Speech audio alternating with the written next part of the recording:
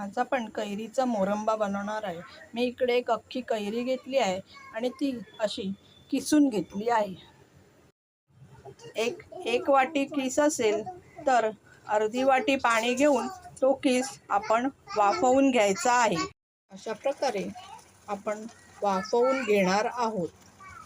अशा प्रकारे आपण किस शिजवून घेतला आहे आणि जेवढी वाटी कैरी असेल त्याच्यात दोन पट दुप्पट साखर टाकायची आहे।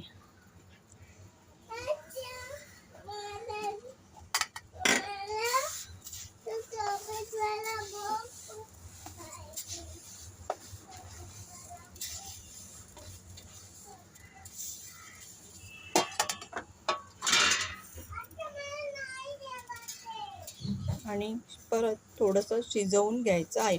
साखर विरघळेपर्यंत मिक्स चांगलं करून घ्यायचं आहे। अशा प्रकारे ढवळत राहायचं आहे आणि मोरंबा घट्ट होईपर्यंत हलवत राहायचं आहे। जसा तो जरासा घट्ट व्हायला सुरुवात होईल त्याच्यामध्ये आपल्याला एक दालचिनीचा तुकडा आणि 4-5 लवंग टाकायचे आहेत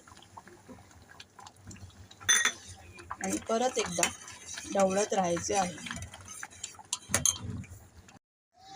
वाटीत बघायचा असा घट्ट झालेला दिसला की गॅस बंद करून टाकावा।